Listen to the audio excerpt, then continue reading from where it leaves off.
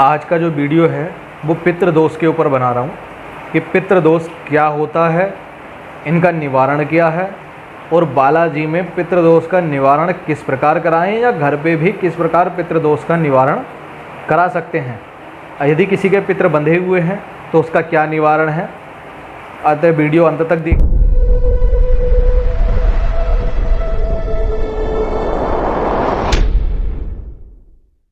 तो चलिए आज का वीडियो शुरू करते हैं। मैं प्रशांत आप सब लोगों का अपने श्री बालाजी स्पिरिचुअल ज्ञान एवं समाधान में स्वागत करता हूं और श्री बालाजी महाराज से मंगल कामना करता हूं कि आप सब कुशल मंगल रहें, आपके घर में सुख समृद्धि रहे और आपकी दुआओं और आशीर्वाद से मैं भी कुशल मंगल हूं। देखिए, सर्वप्रथम मैं आपको बताता हूं कि पितृदोष है क्या। देखिए, पितृदोष संसार में सबको होता है, ऐसा कोई नहीं बचा हुआ कि जिसको पितृदोष लगा हुआ ना हो। पितृदोष क्या होता है, जब हमारे कुंडली यानी कि जो जातक की कुंडली होती है उसके 90 भाव में सूर्य और राहु की यति बनती है तो वहाँ पितृदोष कहलाता है। यदि कुंडली के 90 भाग में राहु केतु उपस्थित हैं और साथ में सूर्य भी उपस्थित हो तो वहाँ पे पितृदोष बन जाता है।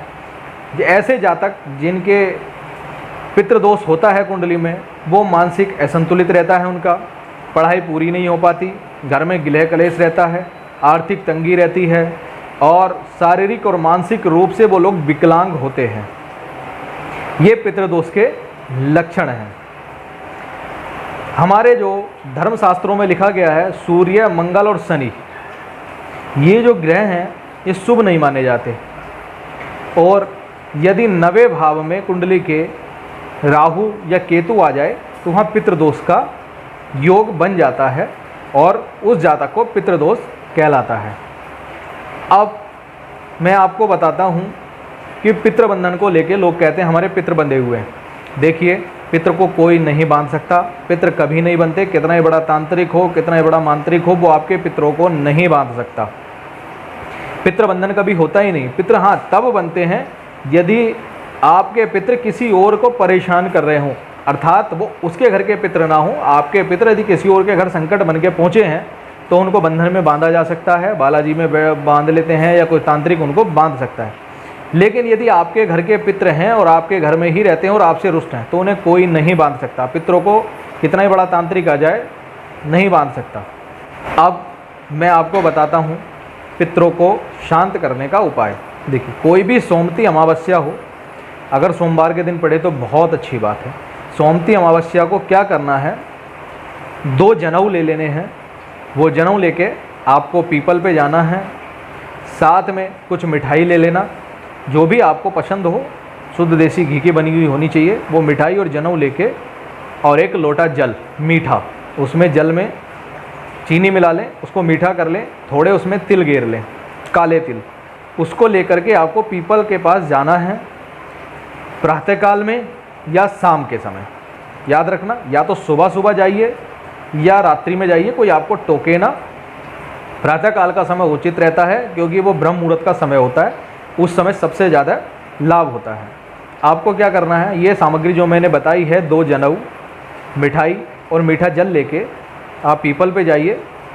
वहाँ पर जाने के बाद सबसे पहले 1 जनेऊ पीपल देव को चढ़ाइए, यानी कि पीपल के वृक्ष को चढ़ाइए और उनको जल अर्पण करिए। जो आप लोटे में जल लेके गए हैं वो पीपल के वृक्ष को अर्पण करिए।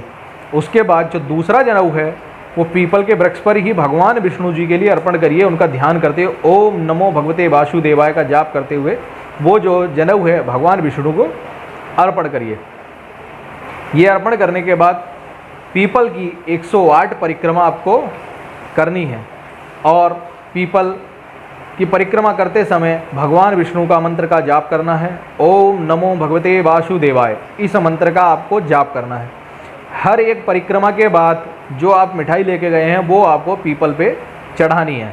इस प्रकार 108 परिक्रमा करके 108 बार आप पीपल को मिठाई चढ़ाइए और वहीं पर खड़े होने के बाद हाथ जोड़कर पीपल महाराज से और विष्णु भगवान से अपने पितरों की शांति के लिए प्रार्थना करिए।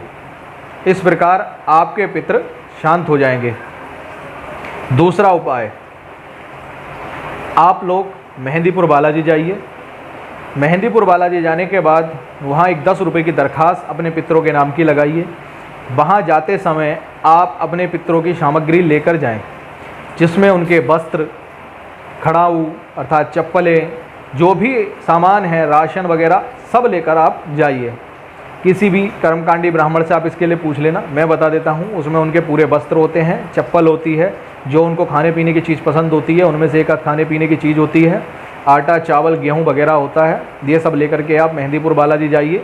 वहाँ जाने के बाद 10 रुपये की दरख्वास्त लगाइए और बालाजी महाराज से अपने पितरों को शांत करने के लिए विनती करिए कि हे बालाजी महाराज, मेरा नाम ये, मेरे पिताजी का नाम ये और मेरा गोत्र ये है, मैं यहाँ का निवासी हूँ और आपके चरणों में अपने पितृ शांति के लिए आया हूँ।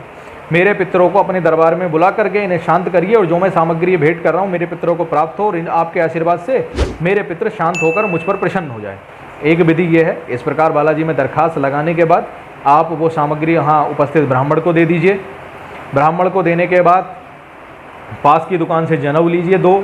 जनेऊ लेने के बाद पीपल के वृक्ष पर जाइए। समाधि वाले बाबा के स्थान पर पीपल का वृक्ष उपस्थित है। वहाँ जाने के बाद आप वहाँ पर पीपल महाराज को जनेऊ भेंट करिए।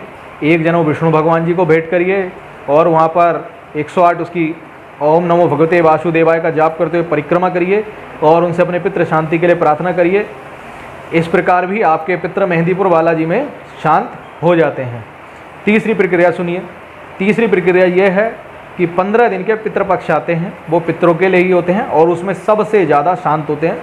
अगर उस 15 दिन आपने विधि विधान के साथ अपने पितरों का तर्पण कर दिया तो कितने ही रुष्ट हों, कितने ही उग्र हों, कुछ भी हो, वो पितृ आपके शांत हो जाएंगे। चाहे वो प्रेत योनि में गए हुए हों या कैसे भी हों, वो आपके शांत हो जाएंगे। 15 दिन पितरों का लिए होता है। उस दिन सुबह उठिए। सुबह उठने के बाद अपने पितरों के नाम का जल तर्पण करिए। जल तर्पण करने के लिए एक लोटे में मीठा जल, थोड़े पुष्प और उसमें काले तिल गिर कर छत पे जाइए। सूर्यदेव भगवान को अपने पितरों के नाम से जल अर्पण करिए। नीचे आइए, उनके नाम का भोग तैयार करिए। खीर, पूरी, जो भी आप बनाएंगे मिष्ठान, एक अंगारी करिए। उस अंगारी पे उनके नाम से उस भोग को प्रदान करिए। किसी ब्राह्मण को बुलाइए, ब्राह्मण को भोजन कराइए, उसको 1.25 महीने का दान दीजिए। अन्न दान जो भी आप दें 1.25 महीने के उसको कार्य हो जाए। अन्न हो, चावल हो, जो भी हो, 1.25 महीने उसका चलना चाहिए, वो दान दीजिए। वस्त्र इत्यादि दान कीजिए। अपने पितरों की शांति के लिए प्रार्थना करिए। ये आप नित्य प्रतिदिन करिए। और जो ब्राह्मण को वस्त्र दान देने हैं वो दीजिए। सबसे आखिर में जो अमावस्या आती है, सर्वपित्र अमावस्या को आप किसी भी ब्राह्मण को बुला करके कंडे पर जो मैंने मिष्ठान विष्ठान सब बताए हैं कि जो भी भोग आपके घर में बनाएं, खीर, चावल, पूरी, जो भी आप बनाएं, उसका भोग कंडे पर दीजिए। कंडे पर देने के बाद पंचबली तैयार करिए। भोग लगाने के बाद जब कंडे पर आप भोग लगा दें, उसके बाद पंचबली अर्थात तैयार करिए। उसमें क्या करना होता है, 5 प्रकार के 5 थालियाँ बनाइए, जिसमें पहला आप गौ माता के लिए देंगे, दूसरा आप कुत्ते के लिए देंगे, तीसरा आप चींटियों को देंगे, चौथा आप देवता को देंगे और 5वां जो है आप कौवे को देंगे। ये पंचबली आप भोग 5 जगह लगाइए।